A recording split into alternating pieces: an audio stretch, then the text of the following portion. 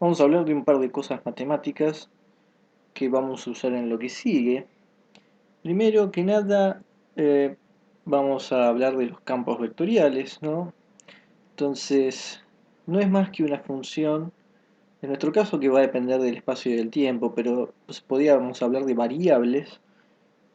Eh, por ejemplo, si nosotros hablamos de una función que depende del espacio y el tiempo, vamos a hablar de x y z y de otra variable que sea t. O inclusive podríamos que solo dependa de una variable espacial y del tiempo. Pero además, los campos vectoriales vamos a querer que nos devuelvan un vector.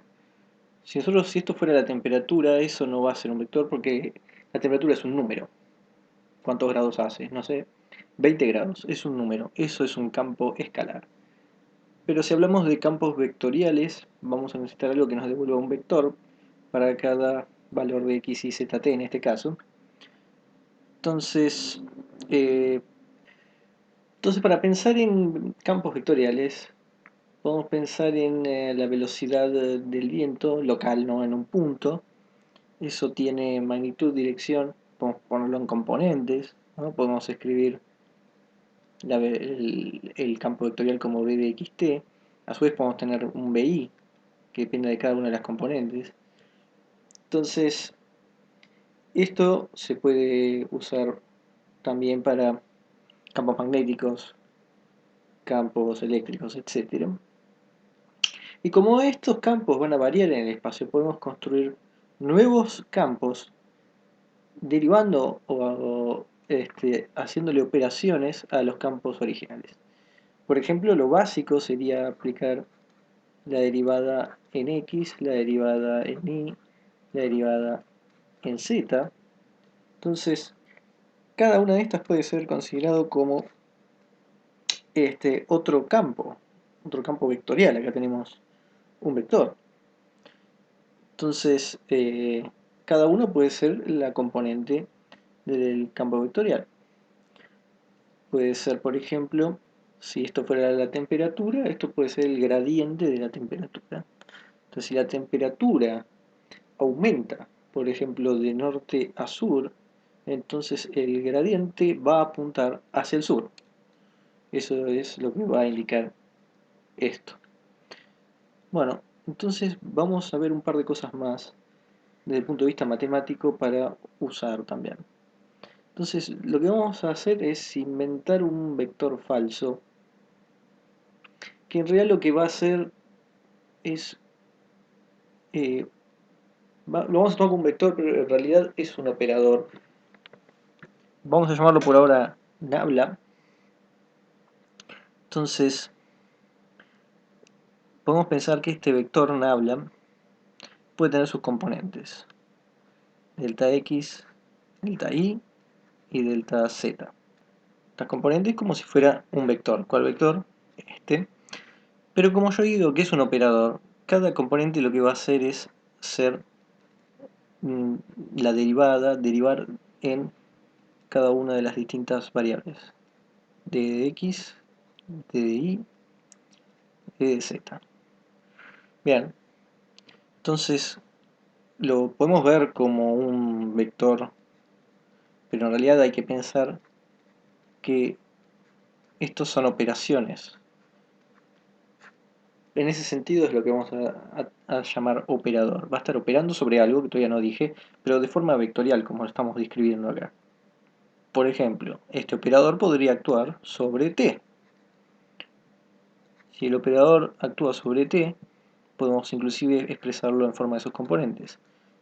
El operador en x, tenemos la componente, pero ahora haciéndolo sobre t, nos queda d de t de x, y así nos va a quedar con cada una de las otras componentes.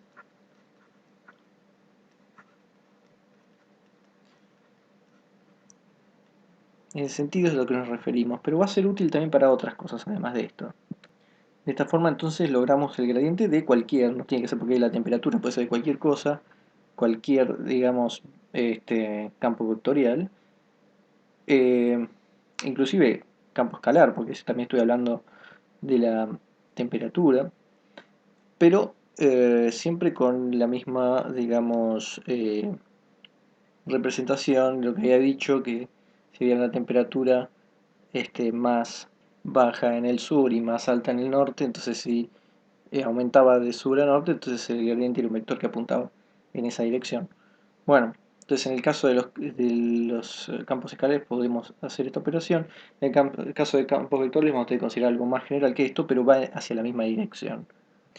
Entonces, esto nos va a servir para definir bien la divergencia, algo que ya hablamos, pero ahora vamos a verlo más desde un punto de vista matemático y utilizando lo que vimos recién.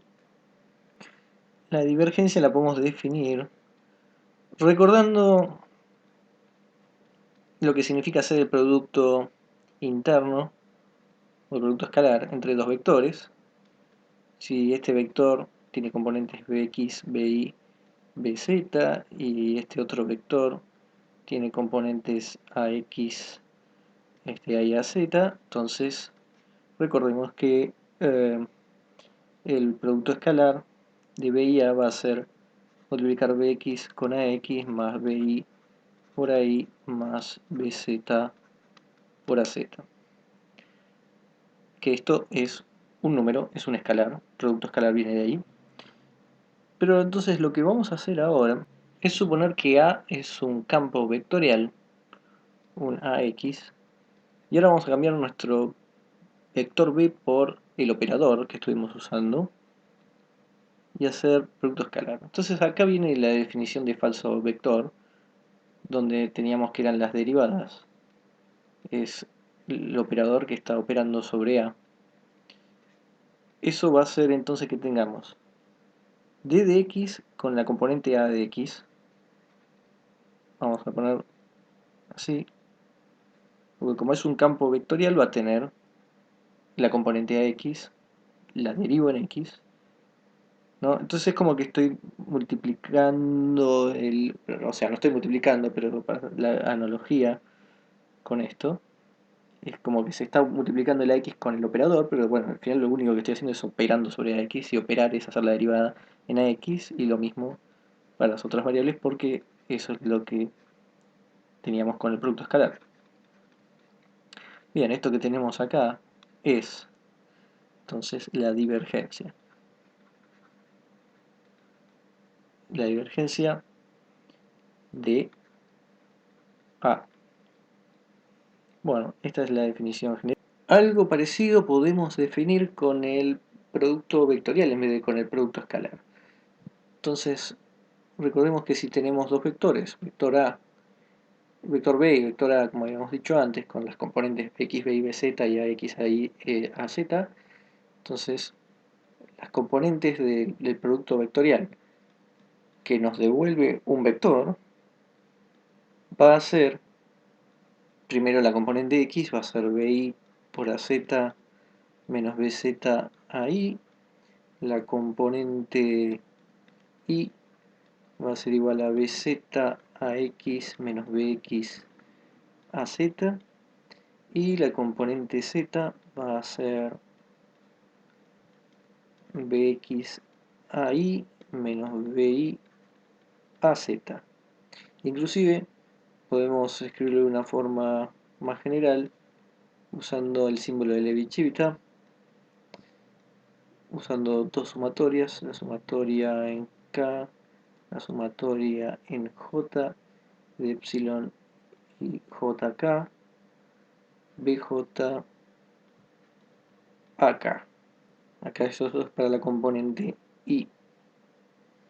Entonces, supongamos que quiero el primero, sería la componente 1, que va a ser la respectiva X. Entonces eso va a ser la sumatoria en K y en J de epsilon 1JK BJ AK. Por la definición del símbolo de Levi-Civita sabemos que solo tenemos dos términos que podemos sumar, que son en los cuales tenga todas las componentes distintas. Eso significa que vamos a tener por un lado el epsilon 1, 2, 3 y el de epsilon 3, 2. Ahí tendríamos las dos distintas, son los únicos dos que me quedan. Pero vamos a poner los B y A respectivos. Si estamos poniendo J2, esto significa que esto es 2, y el K3, esto es 3. Y luego voy a poner más epsilon, el otro que queda, que son distintos, 1, 3, 2. B tiene que ser 3, A es 2. Bueno, entonces E1, 2, 3, esto está en orden creciente, esto es positivo, queda B2 a 3, o sea es 1. Acá el orden está al revés, está 1, después 3 y después 2. O sea, no es el orden creciente, entonces esto es un menos 1 y va a quedar B3 a 2. Lo único que nos falta es asociamos el X con el 1, el Y con el 2 y el Z con el 3. Nos queda finalmente BI AZ menos BZ AI, que tiene que ser exactamente igual que lo que queríamos ver. Entonces, de esta forma ahí vimos que podemos escribir todo esto de forma más compacta, de esta forma con el símbolo de Levi-Civita y los BJ y acá y las dos sumatorias.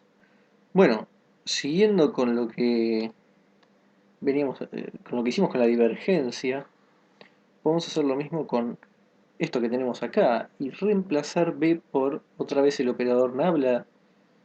Eso va a hacer que tengamos el operador producto vectorial A. Eso va a ser igual a las dos sumatorias KJ, otra vez el símbolo de Levi-Civita, derivada, ¿no? Porque ahora el B se convierte en derivada, AK de XJ, el J que viene del BJ. Entonces este es otro operador que lo podemos inclusive escribir por cada una de las componentes. La componente X va a ser derivada en AZ de I menos DAI de Z.